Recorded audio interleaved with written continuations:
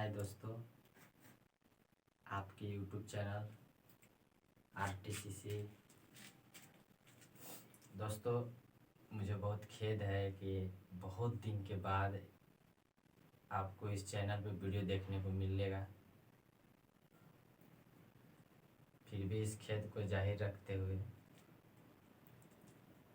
हम लोग इस चीज़ को भूल कर आगे ध्यान देंगे। दोस्तों, अभी एग्ज़ाम जो है रेलवे NTPC का चल रहा है,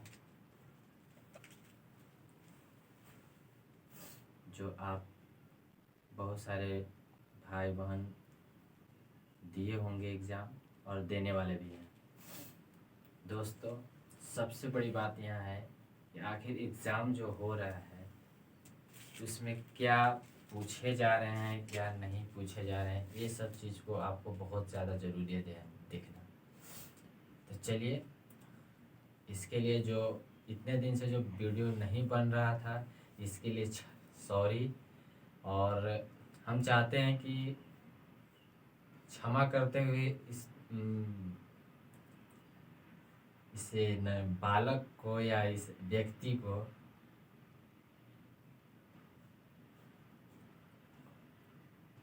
वीडियो पर ध्यान देंगे। चलिए, तो हम लोग शुरू करते हैं।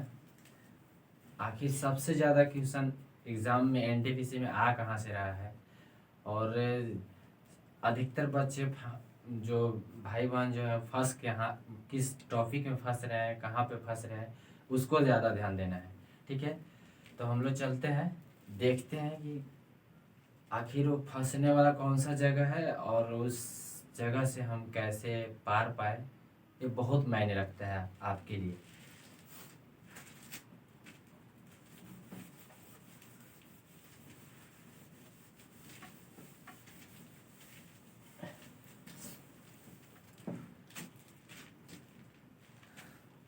दोस्तों, सबसे पहली बड़ी बात है कि आपको थोड़ी सी बेसिक कॉन्सेप्ट ज़रूरी है, जो आपके लिए आने वाले एग्ज़ाम के लिए या आप अभी जो एग्ज़ाम देने वाले हैं उनके लिए वो बहुत मायने रखिएगा। ठीक है, तो इस बेसिक कॉन्सेप्ट पे आप बहुत गौर से सुनिएगा और समझिएगा। और मैं आपको ये भी बता दूं कि NTPC का जो एग्ज़ाम हो रहा है उसमें ये आपको बहुत काम आएगा, क्योंकि आपको भी पता होगा कि जो एग्ज़ाम देने वाले जो भाई देकर आ रहे हैं वो आप उनसे आपको कुछ मिल रहा होगा, और यूट्यूब पर एनालिसिस जो मिल रहा है उससे भी आपको पता चल रहा होगा कि किस पोर्शन से क्वेश्चन ज़्यादा है और किस पोर्शन से क्वेश्चन कम है। तो चलिए हम देखते हैं कि किस पोर्शन से ज़्यादा क्वेश्चन है। मैं उसी टॉपिक को पहले स्टार्ट करता हूँ। तो सबसे पहली बड़ी बात है दोस्त कि आखिर जो प्राकृतिक संख्या जो होती है वो कौन कौन सी संख्या होती है। और थोड़ा एक और बात बता दूं कि ये प्राकृतिक संख्या आपको एक बच्चों वाली कहानी समझ में आएगी, लेकिन मेरा एक अनुभव है कि बच्चों वाली कहानी ही आज एग्ज़ाम में आ रहा है, और लोग उसी को छोड़ कर भी आ रहे हैं एग्ज़ाम में, क्योंकि उनको समझ में नहीं आ रहा है। ठीक है, तो चलिए देखते हैं। हम लोग पहले जानेंगे प्राकृतिक संख्या।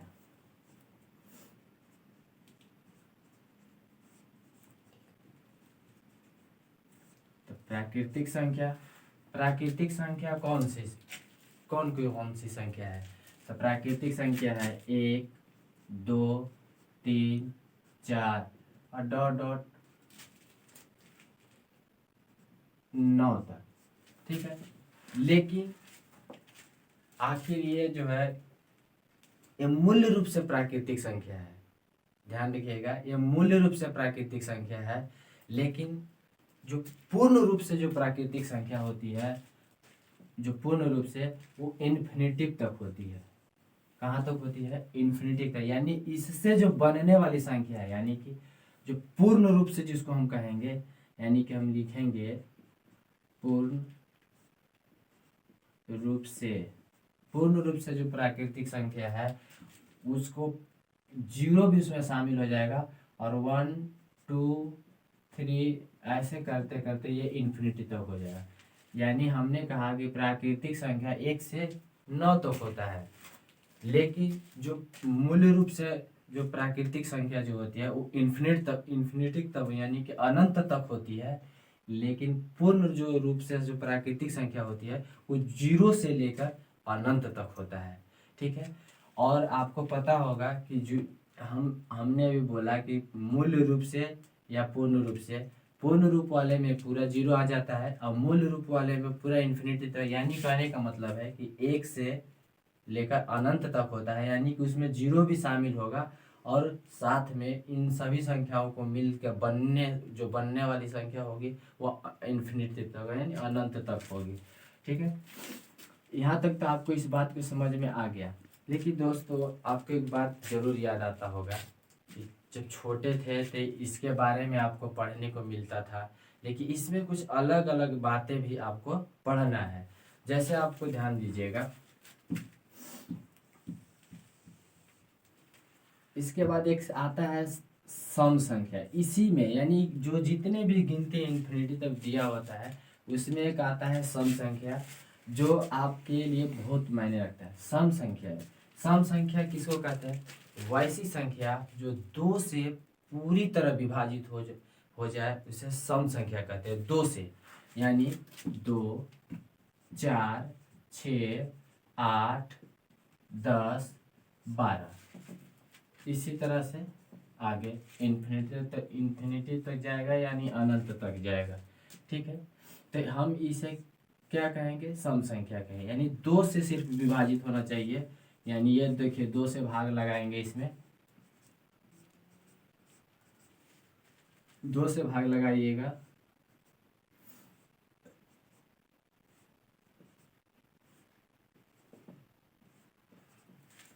तो हम इसे कहेंगे सम संख्या। सम संख्या।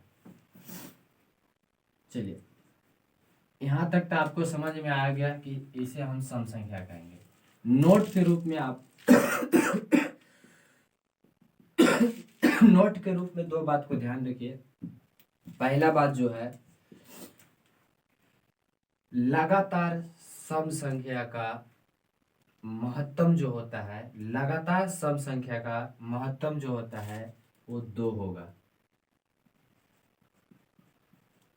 लगातार सम संख्या का महत्तम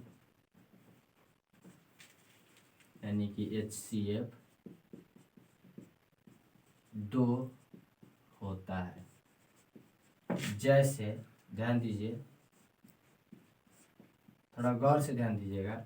ये दिया हुआ सम संख्या है, हम इसमें से कोई भी सम संख्या लगातार उठाएंगे। मान के चलिए कि 2 और 4 उठा लिए, 2 और 4 सम संख्या है। 2 से भाग दीजिए, 2 बार में कट जाएगा, 4 आ जाएगा, कट गया।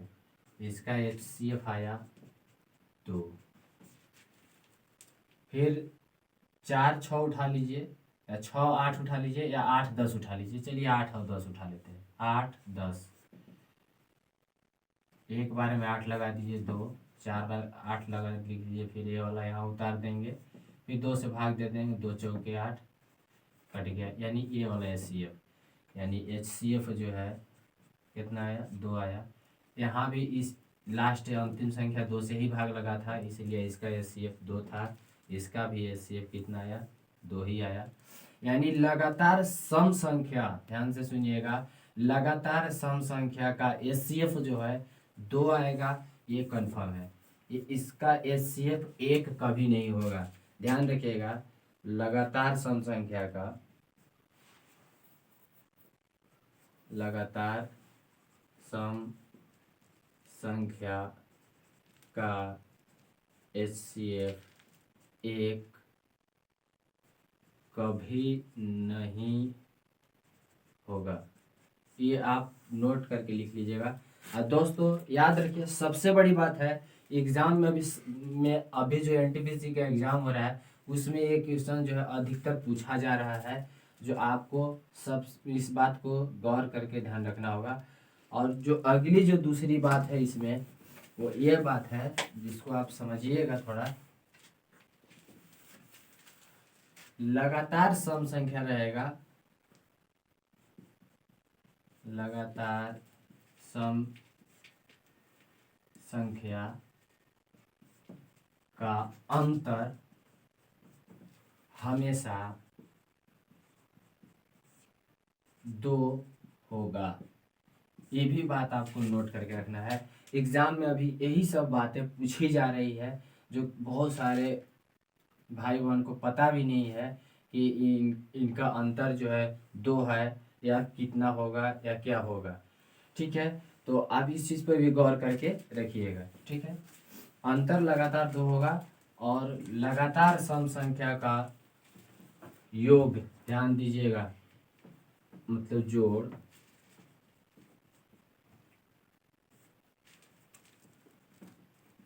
जोड़ हमेशा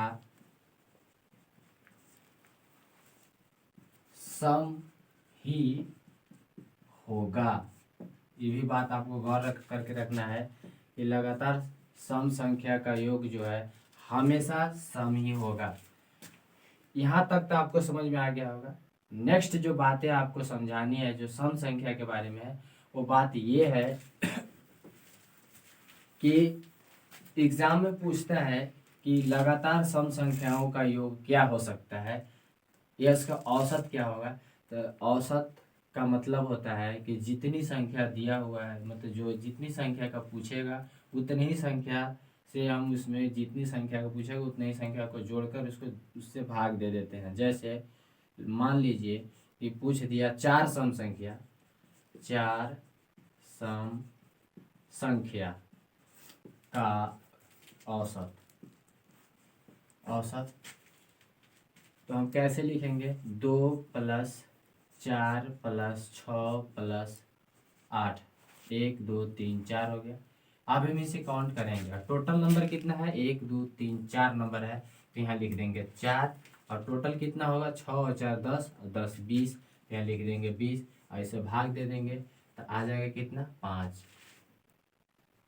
आंसर आ जाएगा इसका 5, यानी इसका औसत क्या आया, औसत औसत कितना आया, 5 आया। ध्यान रखिएगा, इसका औसत 5 आया, यानी कि लगातार 4 सम संख्याओं का औसत 5 आया। इसी तरह आगे भी क्वेश्चन पूछ सकता है। इसमें एक और चीज़ हम आपको बता देना चाहते हैं, वो बात ये है जिसे आप गौर से थोड़ा ध्यान से समझिएगा। जो एग्जाम में पूछा गया है वो चीज़ कहा देता है कि लगातार 3 के गुणज सम संख्याओं का औसत क्या होगा। लगातार 3 के गुणज के, लगातार 3 के गुणज के सम संख्या का औसत या योग या गुना कितना होगा। दोस्तों, मैं इसी क्वेश्चन में इस तीनों बातों का मैं उत्तर आपको दूंगा, जिसे आप थोड़ा गौर से समझिएगा। पहले मैं आपको बता देता हूँ औसत। तो औसत तो पता होगा कि जितनी संख्या रहता है उस सभी संख्या को जोड़कर संख्या के जितना नंबर होता है उनसे भाग दे देते हैं। तो यहाँ देखिए, सबसे बड़ी बात यहाँ पे सबसे मूल्य बातें ध्यान रखना है एग्जाम में जो होता है प्रॉब्लम उसकी। यहाँ पे कुछ पॉइंट्स को लोग मतलब भाई बहन लोग नहीं पढ़ पाते हैं स्पीड के चलते, और क्वेश्चन जो है गलत कर जाते हैं। यहाँ लिखा है 3 के गुणज, यानी कि 3 के पहाड़ा जो में सम संख्या होगा उसी का होगा, यानी कि 3 दूना 6 होगा। ठीक है, प्लस 6, 3 दूना 6 होगा और 6 दूनी 12 लिखेंगे, क्योंकि उसके बाद 8 नहीं कटेगा ना 10 कटेगा, फिर 12 कटेगा। 3 से 3 के गुणज में 12 आता है, प्लस 18 आएगा, यानी कि 6 का डिफरेंस हो रहा है, 18 होगा। ठीक है, यानी कहने का मतलब है कि 12 और 2 14, फिर 16, फिर यहाँ पे 18, यानी ये दूगो नहीं कटेगा, ये दूगो मतलब ये दोनों कटेगा, मतलब 18 कट जाएगा 3 के गुणज में। ठीक है, अब हम इसे जोड़ देंगे तो संख्या कितनी है, 3, 1 2 3, ठीक, यहाँ हम 3 लिख देंगे। 3 के गुणज सम संख्याओं का औसत कितना होगा? तो 3 सम संख्याओं, 3 के गुणज के सम संख्या के बारे में हमसे पूछ रहा है, तो हम 3 ही संख्या सिर्फ लिए हैं। जितना संख्या लेने के लिए बोलेगा उतना हम संख्या लेकर उसे हम भाग देंगे। ठीक है, आगे भी आप इसी तरह से आप ले सकते हैं, कोई दिक्कत नहीं होगी। तो 12 और 6 18 और 18 हो जाएगा 36, भाग दीजिएगा तो आ जाएगा 12, यानी औसत ये आया, औसत आया 12। ठीक है, नेक्स्ट जो अगला बातें हैं, इसका योग पूछा था, तो योग आप जान जाइएगा, ये औसत आ गया। अब इसका योग, योग देखिए, योग कितना है? 36 है, ये भी हो गया। उसके बाद क्या है? गुना, यानी कि 6 गुने 12 गुने 18, तो हम करेंगे 12 छक 72, 72 गुने 18, जो आएगा आंसर वही है इसका उत्तर होगा। समझ गया? चलिए इसके आगे भी ध्यान दीजिए। उसके बाद इसमें आता है सबसे अगला बात, जिसका इसका दूसरा भाई होता है विषम संख्या, जिसको आप समझिएगा थोड़ा गौर से।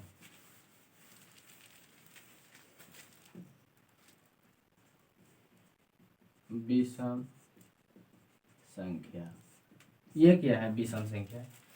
विषम संख्या हम उसे कहते हैं जो जिसमें 2 से भाग न लगे। विषम संख्या हम उसे कहते हैं जिसमें 2 से भाग न लगे, जैसे 1 3 5 7 9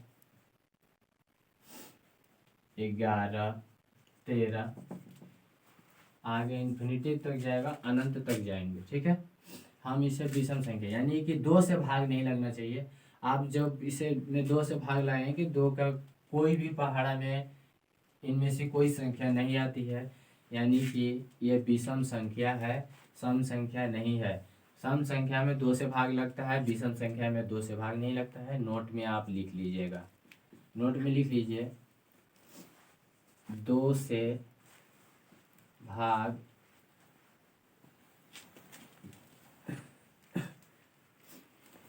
नहीं लगता है। नोट में लिख लीजिएगा, विषम संख्या में 2 से भाग नहीं लगता है। चलिए इसका अगला चीज का ध्यान दीजिए। अब इसके बारे में क्या पूछता है, आपसे कह देगा कि लगातार 5 विषम संख्याओं का औसत क्या होगा, या गुणज क्या होगा, या योग क्या होगा। तो सेम उसी तरह से बनाएंगे, जैसे लगातार 5 विषम संख्या का योग कैसे करेंगे? लगातार है वो 1 3 5 7 9, अब इसको जोड़ देंगे, 9 7 16 और 3 19 20 और 5 25, 1 2 3 4 5 5। अब याद रखिए योग हो गया। अब इससे जब हम भाग दे देंगे तो आ जाएगा औसत, यानी 5 जो है औसत आ गया। गुना कहेगा तो सब जगह गुना के साइन लगा दीजिएगा। ठीक है, तो ये गुना कर देंगे तो इसका गुणज आ जाएगा।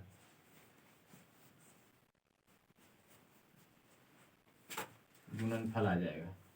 ठीक है, अगला जो ध्यान दीजिएगा, सबसे इम्पोर्टेंट बात है, जो सबसे अधिक बार एग्जाम में पूछा गया है उसके बारे में जानिएगा।